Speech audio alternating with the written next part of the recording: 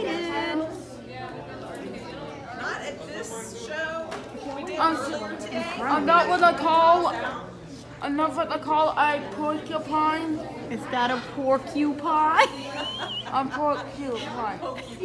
It's a porcupine. Get it, Tanner? No, an actual porcupine. Is it actual? I don't know why he's doing air quotes. I've never seen him do that ever. He's doing air quotes. Tanner. No, like a cow. Oh, not a cow. Not a cow. It's not a cow. No, look, cow. Yes. Oh, black cow. Okay. All right. I don't. Cow. Okay. Black cow. I don't. Cow. I don't understand that, but all right. Not, I don't know, but that's what they say. Raymond. Last time we were the only ones in here.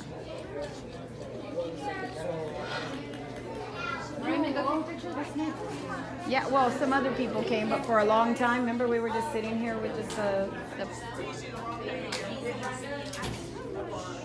It is the bird? That's a bird. Now it's back to a bird. Now it's back to a bird. The porcupine decided not to come out. It's not. Oh, an owl. Is it an owl? He's going to start guessing. Oh, an owl. We don't know. Look at it. It's not an owl. It's a, Good afternoon, everybody. How are y'all doing today? not a cockatoo. Not a All right, lots of cockatoo. everyone Okay, enjoying listen the to air what she says. conditioning? Listen to her, okay? I will. Here, for anyone who's asked about a presentation or seen a presentation here before, we always say that it's a surprise. And we don't say that because we're trying to be sneaky or anything. It's sometimes a surprise to us, too. So we had an animal who did not want to come out today. And all the training we do here at SeaWorld, even with the animals that are not ones that you find in the ocean, like Susie here, is all positive reinforcement training. So that means that if they do something good, they get something good. But if they don't want to do something, we don't make any of our animals do anything ever. So we had a change of plans for this presentation, and now Susie has graced us with her presence. This is Susie, the Umbrella Cockatoo. Anyone want to take a guess at how old Susie is? What do you think over here? Do you want to guess? 13 years old. Good. Guess solid how guess. old she is. What do you think? 9? 3? Anyone? Oh, you in the back. What do you think? 19? What do you get? 6? What? I'm gonna say 76. 76? 10? All right, you, sir, are the closest. Susie is in her late 40s. Oh. And she's not even old. She could live to be 76. So umbrella cockatoos tend to live 60 to 80 years.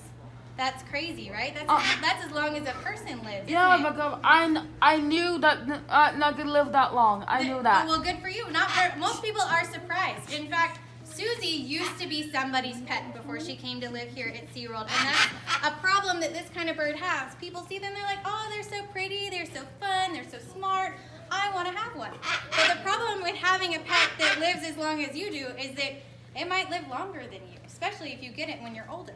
I could get an umbrella cockatoo for my less than 2-year-old daughter, and it could still live longer than her. That's crazy. So her owner was an older gentleman who had a lot of time to devote to Susie, because they do need a lot of attention. But he didn't have anyone in his family that wanted her after he passed away. So Susie was very fortunate and found a home with us here at SeaWorld. Can you pull out my perch for me? Thank you. And so she gets to live here now. Oh, she lost a feather. She's very, very fortunate. Most birds like her are not quite so fortunate. And just because of so many people wanting this animal as a pet, it is now an endangered species. It's okay. So the umbrella cockatoo is supposed to be found in the rainforests of Indonesia, Southeast Asia. Their cockatoos are found over in that part of the world. Macaws are found in South America. But they're all parrots. But this parrot has been so highly sought after by people that people have gone into the jungle, stolen them out of their nests, and they've actually taken them and sold them to other places in the world. Oh, it's fine. You can, okay. They sold them to other places and smuggled them into different countries, and now we can't find as many of these birds in the jungle where they're supposed to be. in front of people So like they are that. now an endangered species just because we wanted one. But there's so many of them that need to find good homes simply because people get them, think they're going to be fun, and then can't take care of them anymore. This animal is as smart as a toddler. Anybody hung out with like 3- and 4-year-old kids a lot? I was like, yeah. Would you want to have that toddler be a toddler for 60 to 80 years? This is more of a commitment than having a kid for most people. So it's a very big deal to bring into your home, and most people really aren't prepared for that. Being as smart as they are, they need a lot of stimulation. They need a lot of time with you. They're very social animals. In fact, these birds tend to be monogamous, which means they tend to pick one other bird to spend their life with, have families with. It's kind of a flock of cockatoos would be almost like a neighborhood, where you've got little family groups and they all kind of hang out near each other, but they live in their own little separate ways, but they're all kind of in close proximity to each other. So that's sort of how cockatoos work, but they tend to be like that with people a lot of the time as well, which means that a cockatoo might pick one person in the family to really be close with, and might really not like all the other people in your family. They've actually earned the nickname Velcro birds because they really stick to one or two people, and they can actually be really nasty to a lot of other people. Cockatoos are designed to have an amazing beak and be great chewers. So that beak is so strong that she could crack open a pecan without any assistance, or she could snap through a piece of wood about the size of my pinky finger and just break it in half. That beak is important for them in their natural environment to get into the nuts that they eat and to hollow out trees. They'll actually make a nest in a tree, but they'll just start chewing on a hardwood tree and make like a hollow in it to put their eggs in. So that beak has a desire to chew and need to chew. It could also be a dangerous thing to be on the wrong end of. So they do require a lot of training and a lot of socialization. I will say though, Susie is the most unique parrot I've ever worked with. I've worked with a lot of different birds, but Susie is very social. She kind of breaks all the rules for cockatoos. She seems to really enjoy hanging with people, seeing new people, going new places, and meeting new people. That's really unusual for a bird like her. But it makes her a really great ambassador because even though we don't want any of you to go home and try and get a cockatoo as a pet, we'd really love for you to be able to appreciate how beautiful they are and how smart they are. A couple different volunteers to do some fun different things with Susie. All right. I want you to look out towards her because I think she has a camera. Can you put out your arm like this? This way. Thumb down, fingers around it. There you go. Channel your inner tree. Aww. So Susie can go to people she doesn't know, and she's like, hey, how's it going? No big deal. This would be a really big deal to most other cockatoos. She's adorable. She is. She's like, What was that? What was that? that was not your favorite. Oh, she dropped it down. She didn't want it. Just like toddlers, they can be very What was that? It was just a bird food. That was a little piece of nut. A nut. It was a nut. Thank you very much. She didn't like that Oh, nut. one of the other things other than their beak that makes parrots is their really awesome feet. It's a funky word, we call it zygodactyl, but it means that she's got 2 toes that point forward and 2 that point back, and it allows her to get around in the trees, even those thick, dense trees, and get to the food that she wants to eat. So she can do things like this. Aww. Good. It's It's pretty handy because even though they can fly, sometimes the foliage is so dense that you're not going to be able to fly from one spot to the other. I'm not Now, will you help us with this next one? I'm sorry? Will you help us with this next one? Okay, pay attention. You might get the help. All right. I'm going to have you put your arm out, put your thumb down, fingers around it, kind of put it out like this. So I have a little something. Thank you. I don't want to ask a question, but I All right, you hang out right there. You want to see if you can touch her? Is that what it is? Okay. Susie. Aww. Good. So Susie is perfectly capable of flying, and we actually do let her just kind of hang out in their trees sometimes outside, get some sun, do some trimming for us. You might have also seen that yellow color that she has under her wings a little bit. didn't see it. Anyone know why she might be white and yellow? What would that look like in the jungle? The sun. It could look like spots of sunlight way up in the dense canopy. What else would it might look like in the jungle? Well, most foliage in the jungle is not white. What do you think? I was thinking that in the jungle, looks like a banana. A banana? I guess it could look a little bit like a banana. But unlike our trees here in Texas, the trees in Indonesia actually do have a lot of big flowers. So a whole group of cockatoos might look like a bunch of big flowers in the tree, or maybe spots of sunlight coming through the dense canopy. So even though it's a bright bird in the jungle, they actually do have some pretty excellent Susie. camouflage. Alright, so you can cute. go ahead and put it back in there. She's gonna like meet you down there. Alright, now you can go.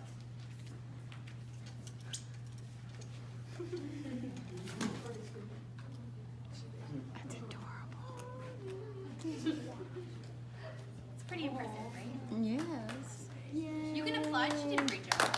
Yay, Susie. She's like, I know.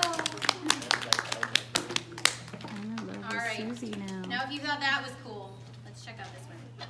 I have it on. Go ahead and put your seeds over here. Put your seeds up. There you go.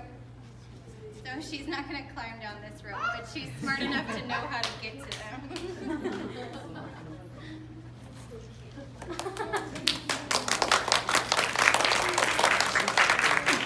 Boo! Why'd you say boo? Tanner, why would you say boo? That wasn't nice. And what? Why'd you say boo? That wasn't nice. Because we were doing tricks. That's why it was great. She was able to bring it to herself. No. She's like, I want to do the cup thing again. That was super fun. Anyone have any questions about Susie or Umbrella There you Cockatoo? go. Is the species of cockatoo verbal at all in comparison to the Susie can say one word. It's verbal and mimicking in parrots is almost like singing in people. Some people have a beautiful singing voice, and some people like me just not do that in public. And cockatoos are kind of the same way. Some of them can be verbal and can mimic a lot of things. But mimicking us isn't like, a lot of people think it's like a voice recorder, like you say something and the parrot just says it right back. Some parrots are more adept to that kind of ability than others. Cockatoos can know several words or phrases. Susie just has the one, and since she's almost 50, that's probably going to be the only word she's going to say. But some parrots, like your African greys, not only mimic what you say, but how you say it.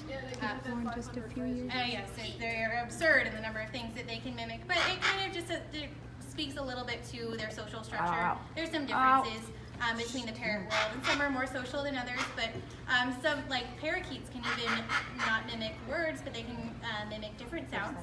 And No they can do questions different now. like, tunes and things What like were you that, so gonna a lot ask of if them she can could be talk? good at mimicry, but some of them are better than others. Oh. Good. Did you see her fly a Can you little say bit? hi? Good. Did you see her So fly?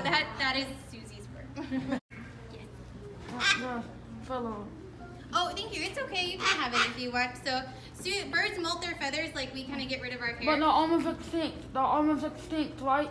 Are these almost Oh, extinct? They are almost extinct, No, but here. Well, then the it- feather isn't going to be special. She some- makes new ones. some- So just like your hair just- comes out in the shower and when you brush Here. it, birds Yeah. molt their No, old no. feathers and Okay. grow their new feathers. You can- so the you feather could tell doesn't them really afterwards. help her any much at all. Maybe she doesn't know. The thing that helps her the most is making sure that everyone's really responsible and does all their homework before they bring an animal home. So even if you're getting a dog or a cat, you want to make sure that that animal's right for you, that you have everything that it needs to take care of it its whole life.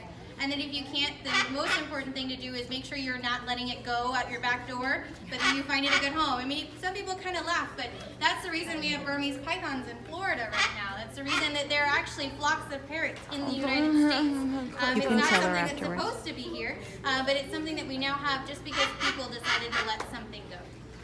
We've even found parakeets just flying around the park. Those were people's pets that they probably just let go. So it's not a nice thing to do to your animal, and it's definitely not a good thing to do to the environment either. What? Susie, I love you.